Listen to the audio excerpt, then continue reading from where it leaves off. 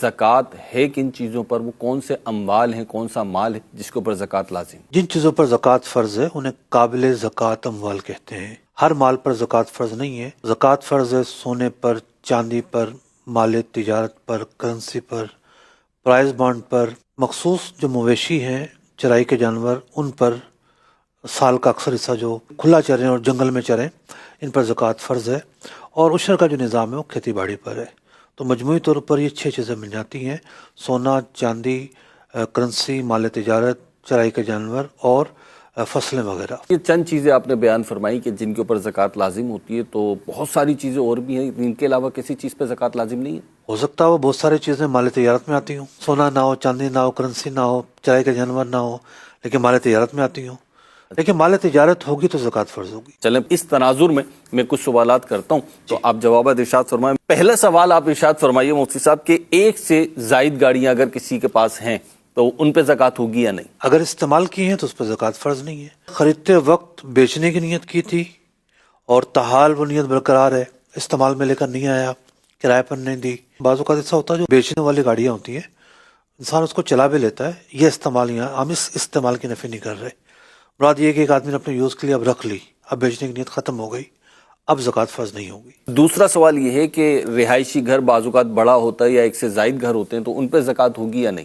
آپ نے خود بیان کر دیا، رہائشی کا مطلب یہ ہے کہ مال تجارت نہیں ہے، تو ایسے گھر پر زکوٰۃ فرض نہیں ہوگی۔ اسی طرح تیسرا سوال یہ ہے کہ بعض اوقات گھر کا کچھ حصہ یا دوسرا گھر کرائے پہ دیا ہوا ہوتا ہے تو اس پہ زکوٰۃ ہوگی یا نہیں؟ کرائے پر جو چیز دی جاتی ہے تو ظاہر بات ہے اس کے خریدتے وقت بیچنے کی نیت نہیں ہوتی بلکہ رکھنے کی نیت ہوتی ہے، تو کرائے پر چلانا جو ہے یہ مال تجارت کی نفی کرتا ہے، تو ایسے مکان پر زکوٰۃ فرض نہیں ہوگی۔ ہاں جو آمدنی حاصل ہو رہی ہے وہ اگر نصاب کے سال میں جو بھی ہوئی وہ رقم کے ساتھ جمع ہو جائے گی۔ چوتھا سوال یہ ہے مفتی صاحب، ہیرے جواہرات جیمز جو ہوتے ہیں تو ان کے اوپر زکوٰۃ ہوگی یا نہیں؟ استعمال کے ہیں تو ان پر زکوٰۃ فرض نہیں ہے۔ جس طرح سونا ہے، سونا چاندی وہ کسی مقاصد کے لیے بھی ہو اس پر زکوٰۃ فرض ہے، لیکن ہیرے جواہرات جو ہیں وہ سونا چاندی نہیں ہے۔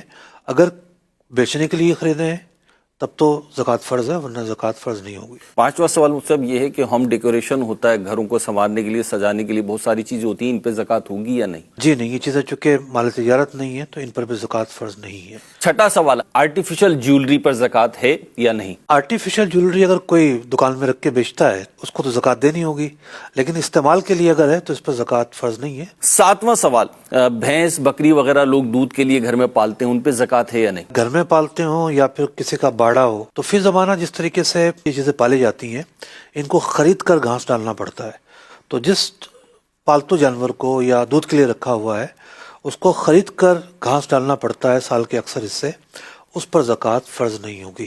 آٹھواں سوال، قربانی کے لیے جانور پالا، اس پر زکوٰۃ ہوگی یا نہیں؟ اپنا جانور پالا ہے، قربانی اس کی کرے گا تو ظاہر بات ہے مال تجارت نہیں ہے۔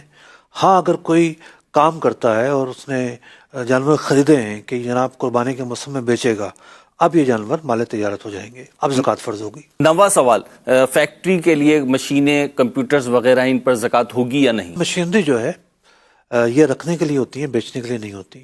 فیکٹری کی بات کر رہے ہیں ہم، کوئی کمپنی ایسی ہے جو مشینیں بیچتی ہے، ہم اس کی بات نہیں کر رہے۔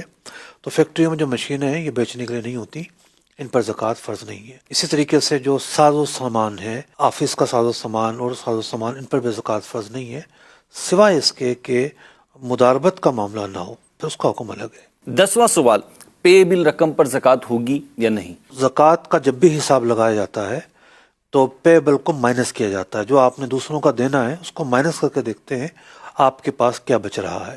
11واں سوال، اگر کوئی قابل زکوٰۃ چیز اپنی رہن پر رکھوائیے تو اس پر زکوٰۃ ہوگی یا نہیں؟ قابل زکوٰۃ چیز مثال کے طور پر سونا ہے اور وہ گروی رکھوایا ہوا ہے، رہن پر رکھوایا ہوا ہے، اس پر زکوٰۃ فرض نہیں ہے۔ اور 12واں سوال ہے، ماہانہ آمدنی، انکم جو ہے، اس پر زکوٰۃ ہوگی یا نہیں؟ بہت سارے لوگ یہ سمجھتے ہیں کہ جو بھی انکم ہو رہی ہے پورے سال میں جو کمایا سب پر زکوٰۃ دینی پڑے گی، یہ غلط فہمی ہے۔ اصل یہ ہے کہ نصاب کا سال جب پورا ہوتا ہے قمری اعتبار سے، اسلامی مہینوں کے اعتبار سے، اس دن قابل زکوٰۃ اموال میں سے آپ کے پاس کیا موجود ہے۔